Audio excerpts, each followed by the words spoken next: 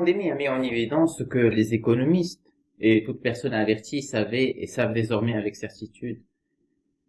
Notre économie est dépendante de marchés étrangers et encore en grande partie du marché de l'Union européenne. Et comme j'ai pu l'exprimer, il est indispensable d'exporter.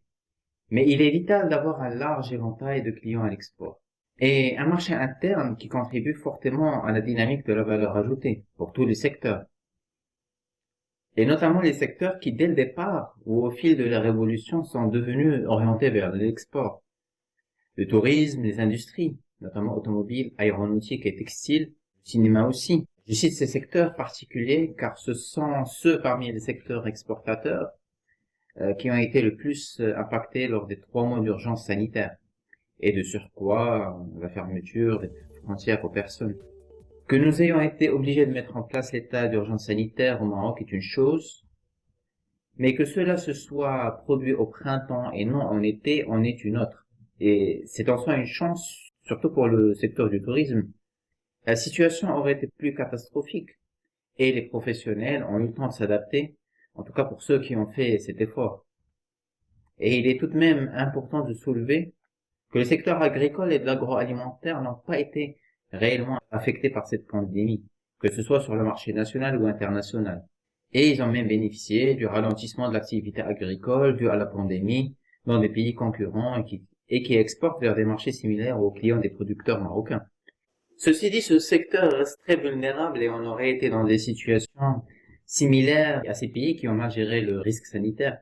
Premièrement, cette saison est une année relative de sécheresse, sauvée par des pluies tardives de mi-printemps, ce qui a tout de même permis de garder l'approvisionnement du marché national et des exportations, et ce au pic de la progression de la pandémie, et de fait du confinement, notamment dans l'espace européen, premier client du Maroc et au Maroc.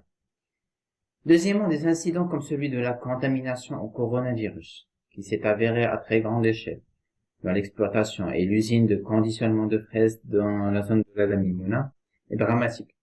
Surtout qu'il a été suivi d'un autre cas, celui du cluster de Safi.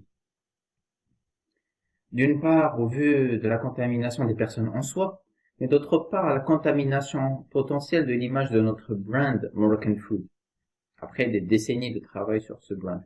Et ce même s'il y eut au même moment une contamination au coronavirus d'une même ampleur dans un abattoir allemand en Europe. De tels incidents de contamination, que celle-ci soit liée à la pandémie du coronavirus, une autre pandémie ou toute problématique HSE, est très grave dans l'alimentaire, et surtout au niveau de l'image.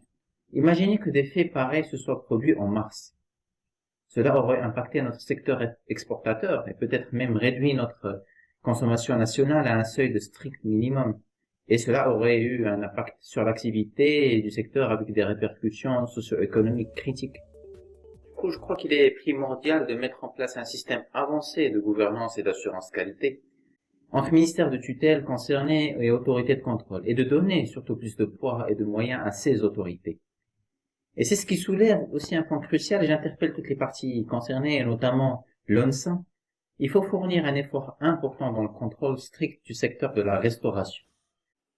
Car le risque n'est plus uniquement aux épidémies d'intoxication, surtout en été, mais à un risque majeur d'une seconde vague de la pandémie dans notre pays, que personne n'espère, ni sur le plan social, médical, ou encore moins économique.